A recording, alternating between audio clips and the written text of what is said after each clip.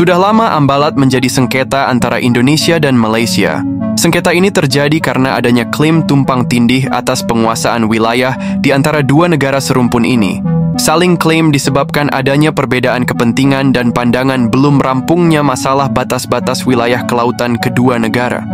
Nah, selengkapnya, sengketa terbaru Pulau Ambalat, Indonesia dan Malaysia kembali memanas. Seperti diketahui, Blok Ambalat terletak di Laut Sulawesi atau Selat Makassar. Diperkirakan, wilayah ini mengandung kandungan minyak dan gas yang bisa dimanfaatkan hingga puluhan tahun ke depan. Dalam bisa dibilang, Ambalat adalah wilayah strategis yang sudah lama menjadi titik didih dalam sengketa antara Indonesia dan Malaysia. Sengketa Indonesia-Malaysia atas Ambalat memiliki sejarah panjang. Ringkasnya dimulai saat kedua negara masing-masing melakukan penelitian di dasar laut untuk mengetahui landas kontinen dan zona ekonomi eksklusif pada tahun 1969 silam. Kedua negara lalu menandatangani perjanjian tapal batas landas kontinen Indonesia-Malaysia pada 27 Oktober 1969 yang diratifikasi oleh masing-masing negara pada tahun yang sama. Nah, berdasarkan perjanjian tersebut, wilayah Blok Ambalat merupakan milik Indonesia. Namun pada tahun 1979, Malaysia mengingkari perjanjian ini dengan memasukkan Blok Maritim Ambalat ke dalam petang. Hal tersebut menyebabkan pemerintah Indonesia menolak peta baru Malaysia. Jangan mengira kali itu hanya Indonesia yang menantangnya, guys. Peta tersebut juga diprotes oleh negara Asia lainnya, seperti Filipina, Singapura, Thailand, Tiongkok, dan Vietnam, karena dianggap sebagai upaya atas perebutan wilayah negara lain. Aksi sepihak Malaysia ini diikuti dengan aksi penangkapan nelayan Indonesia pada wilayah-wilayah yang diklaim. Nah, berdasarkan klaim batas wilayah yang tercantum dalam peta tahun 1979 tersebut, membagi dua blok konsensi minyak, yakni Blok W atau ND-NEX dan Blok Z atau ND7. Adapun Blok W merupakan blok yang tumpang tindih dengan wilayah konsensi minyak yang diklaim Indonesia. Sedangkan Blok Z adalah blok yang tumpang tindih dengan wilayah yang diklaim Filipina. Pada 16 Februari 2005, Malaysia memberikan konsensi minyak di kedua blok tersebut pada perusahaan minyak milik Inggris yakni Shell. Diketahui kapal-kapal patroli Malaysia pun berulang kali melintasi batas wilayah Indonesia dengan alasan area tersebut bagian dari wilayah Malaysia. Klaim sepihak dan beragam tindakan provokasi ini berdampak pada peningkatan ekskalasi hubungan kedua negara. Malaysia mengklaim Ambalat dengan menerapkan prosedur penarikan garis pangkal kepulauan atau archipelagic baseline dari Pulau Sipadan dan Ligitan yang berhasil mereka rebut pada tahun 2002 silam. Malaysia berpendapat bahwa tiap pulau berhak mempunyai laut teritorial, zona ekonomi eksklusif, dan landas kontinennya sendiri. Namun alasan ini ditolak pemerintah Indonesia yang menegaskan bahwa rezim penetapan batas landas kontinen memiliki ketentuan khusus yang menyebut keberadaan pulau-pulau yang relatif kecil tak bakal diakui sebagai titik ukur landas kontinen.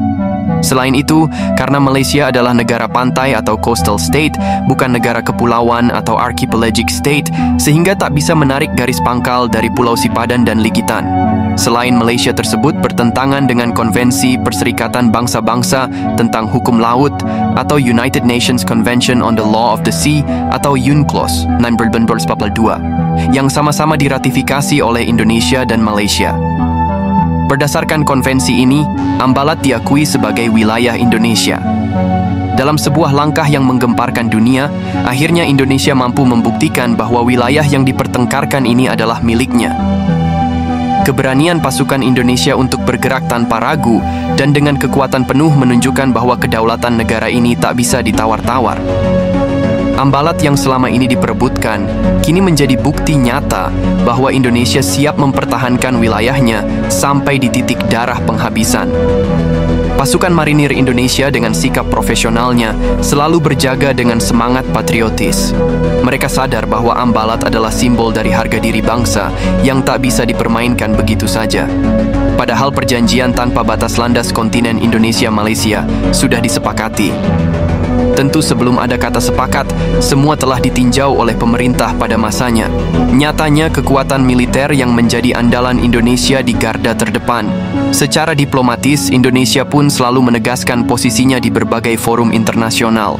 Berbagai tekanan yang datang dari negara-negara besar, termasuk Inggris, yang pernah menjadi kekuatan kolonial di Malaysia, tak kuasa merobohkan pertahanan militer Indonesia.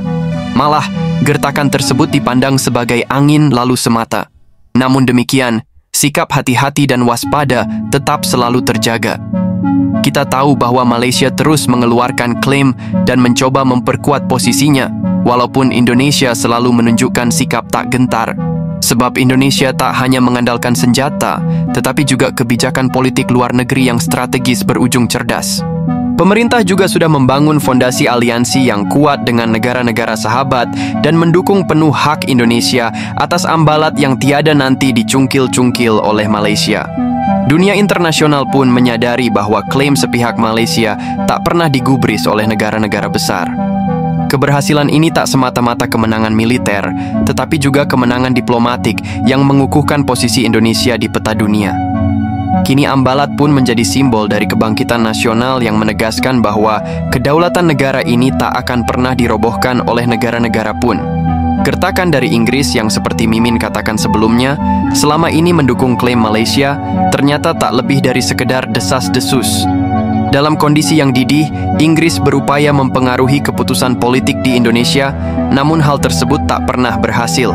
Keberanian Indonesia untuk menanggapi dengan tegas setiap desakan, bahkan tekanan dari negara lain, adalah sebuah pernyataan jelas bahwa Indonesia tak pernah gentar. Sejauh ini di tangan Presiden Prabowo Subianto, tak ada kekuatan asing yang bisa menghalangi langkah Indonesia untuk mempertahankan hak-haknya. Di dunia militer termasuk di era Prabowo menjadi menhan, pasukan Indonesia tak hanya mengandalkan kekuatan besar, tetapi kecanggihan teknologi dan strategi membuat lawan gentar. Tak dipungkiri, informasi yang sedang kencang berkembang bahwa Parlemen Malaysia tak bisa menahan kemarahannya terhadap persoalan sengketa ambalat yang tak kunjung usai. Mereka merasa terprovokasi dan tak terima dengan klaim sepihak yang ditentang oleh Indonesia. Anggota Parlemen Malaysia mulai mengeluarkan pernyataan yang bernada emosi, menyalahkan pemerintah Indonesia atas kondisi yang terjadi. Bahkan beberapa di antaranya menyerukan untuk melakukan langkah tegas, baik secara diplomatik maupun militer, untuk merebut kembali ambalat dari Indonesia. Namun, di balik itu, Perdana Menteri Malaysia menjelaskan kepada parlemen tentang duduk perkara penyelesaian sengketa wilayah dengan Indonesia. Sebut tadi yang kita kira betul-betul kawasan pelabuhan Tanjung Lepas yang sebenarnya keluar daripada perbatasan negeri Johor dan kemudian Sabah yang tak dapat kita persetujui, walaupun saya dah minta pegawai-pegawai cari jalan runding supaya ada win-win situation. Ya, saudara sebut tentang sipadan digital.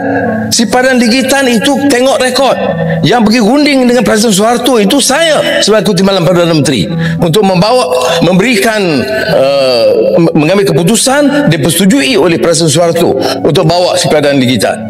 Nak mengamuk. Meskipun suara-suara lantang menggemuruh di Dewan Rakyat Malaysia, mereka tampaknya lupa bahwa kedaulatan sebuah negara tak bisa dipertahankan dengan gertakan semata. Ketegangan ini makin menunjukkan betapa jauh Parlemen Malaysia terjerat dalam perang kata-kata, padahal Perdana Menterinya telah memberi penjelasan yang sungguh rasional. Ambalat yang dulu dianggap sebagai wilayah yang bisa diperebutkan, kini telah menjadi simbol kejayaan Indonesia. Bagaimana pendapat Anda? Tulis di komentar.